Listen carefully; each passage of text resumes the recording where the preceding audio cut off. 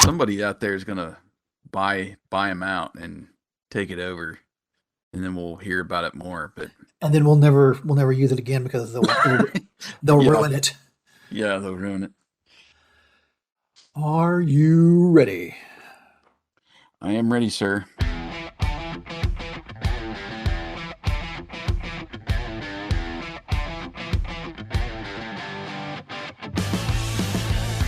Welcome to the Greatest Lists podcast, a show about music and lists.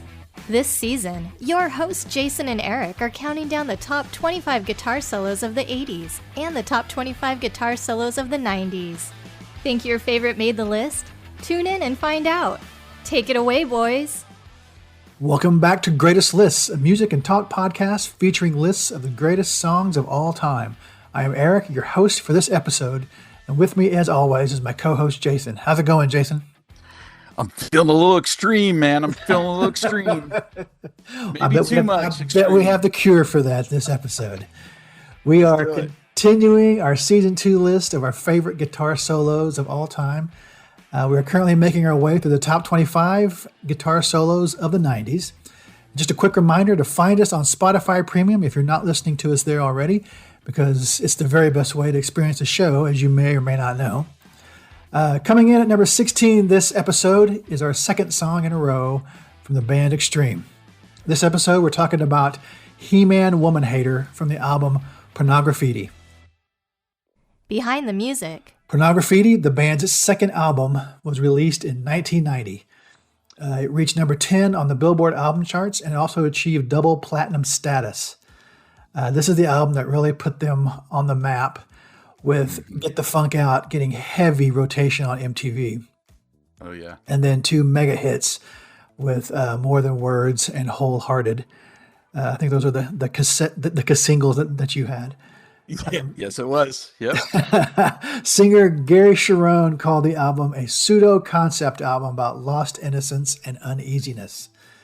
Heavy metal author Martin Popoff, in his book, The Big Book of Hair Metal, which now I need to go find and read, Yes.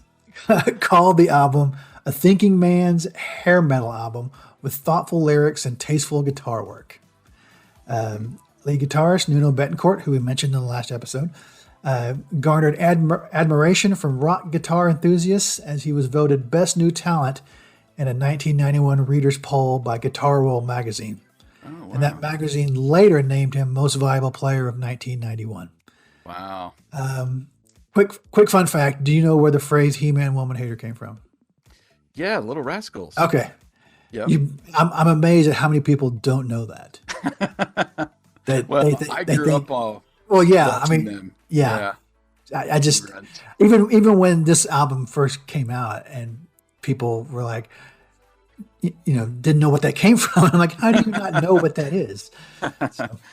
Let's get personal. So this album came out my junior year of college, and I fell in love with it immediately.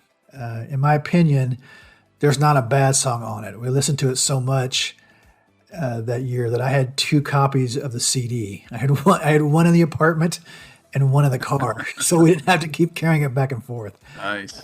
We listened to it so much that I have specific memories tied to so many of these songs because it was just playing all the time, either in the apartment or in the car or somewhere. I saw them twice for this tour. Mm-hmm. The show was, I could have seen them a third time. They were in an odd pairing with ZZ Top. Oh, wow. Yeah, okay.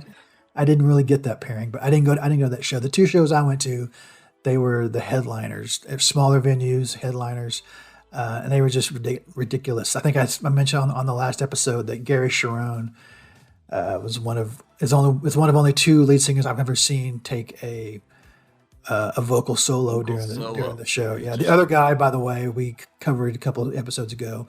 I was going to say, yeah, I think you Corey mentioned Glover. Corey. Yeah. Corey Glover had a vocal solo during the show.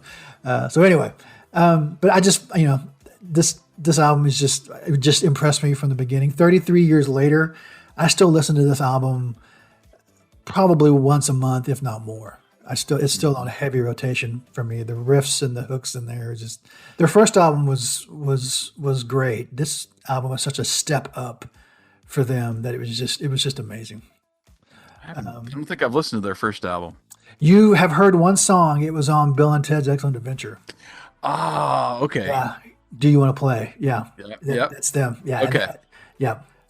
What's your history with? I think you mentioned the last time that you heard three sides before you heard this one. Yeah. So I do remember hearing "Get the Funk Out" on MTV or watching the video. So that I know I was exposed to that some. Right.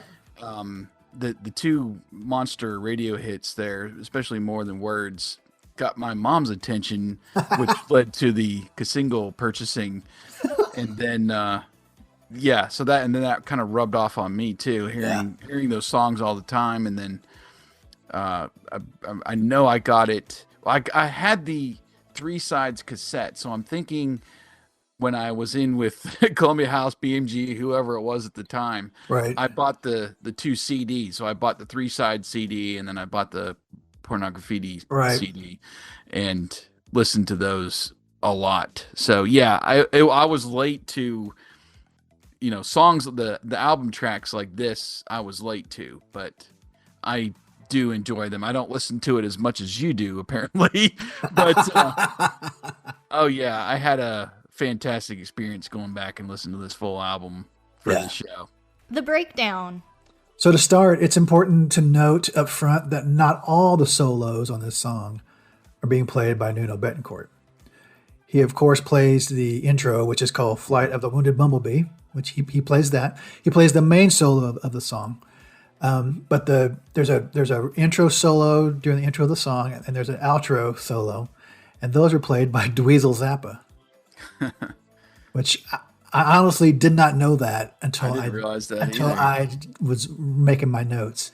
I do recall, just to stop you for a second, I do recall there was some kind of collaboration with Dweezil Zappa, maybe Nuno playing on one of his albums too about this time. Yep. Yeah. So to start with, the intro solo, Flight of the Wounded Bumblebee. It's not so much about speed as it is about being able to keep time, and because he plays this intro solo with a delay pedal, and so let's talk about that first. When that first came out, and people, and you hear that song, guitar players have this incredible ability to tear one another down, especially when you can't do something that the other guy you're tearing down can do. And I remember people saying about this intro solo, other guitar players saying, well, he's using a delay pedal. He's not really playing that fast. But don't get me wrong, even without the delay pedal, it's extremely fast and hard to play. And it takes a huge amount of hand dexterity, like we spoke about in the last episode. But to add a level of complexity to that beginning solo is the type of delay he's using. It's called a slapback. It's very hard to get that rhythm down, and to play what he's playing at that speed with that delay is ridiculous. So I went out and looked for a video of him or anybody playing that intro solo without the delay on it, just to see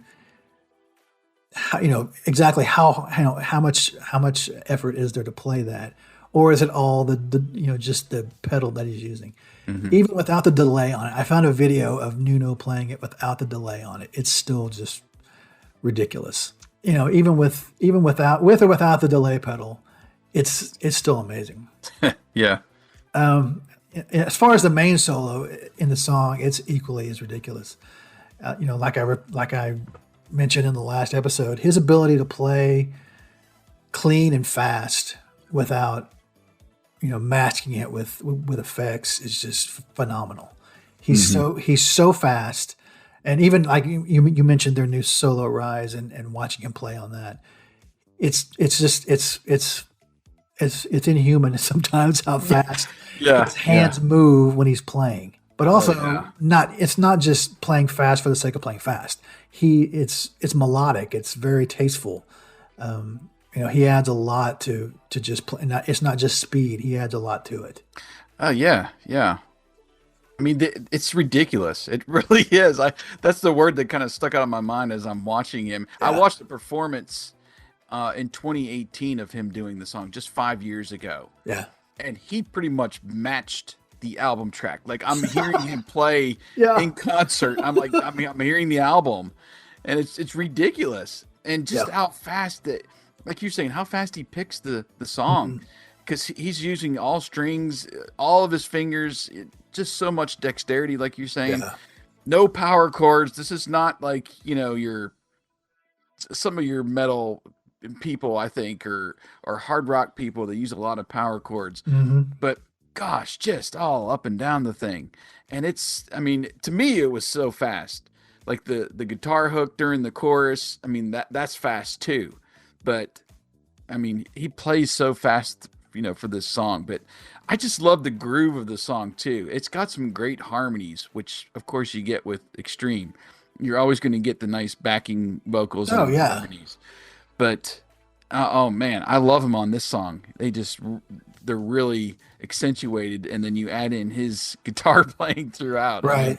It just blows you away. I'm so glad you picked this song. I remember when I was younger, when it first came out, trying to learn just that main hook in the song, the main riff, and even that is so quick, man. It's so hard to play. I don't know that I ever got to the place where I could play it as fast and as clean as he did. And I'm not talking about the solo. I'm talking about the main riff of the song. Right. So it's just. And those of you, go ahead. Go ahead. No, go ahead, dude. So those of you who have Spotify Premium and have heard the song, please go back and listen to it again when we're done blabbing. I really don't think you appreciate it if this is like your first time hearing the song, which might be for some people. Go back and listen to it because it's ridiculous. Yeah, well, and like I said, I've been listening to this album for 33 years, and it wasn't until last week that I looked up a video where a guy actually breaks down that intro solo, the Bumblebee solo, and breaks down how to play it, and then how to set up your delay pedal, and then how to play with the delay to make it sound the way he does. And what the conclusion he comes to is he has to play that same speed. His hand never stops for 1 minute and 30 seconds. He goes, that doesn't sound like a long time. But he said, sit here, put your pointer finger and your thumb together and move it back and forth at 100 beats per second for 1 minute and for 1 minute and 30 seconds. And you'll realize how hard that part of it is. Right, yeah. Insane, man. So insane. Yeah. So Nuno and Extreme, they came in at number 17. They're at number 16, too, of our top 25 guitar solos of the 90s. This week's bonus songs. The first one comes from Extreme's 1995 album, Waiting for the Punchline. This album virtually got no attention because the music industry was already drowning in plaid and grunge.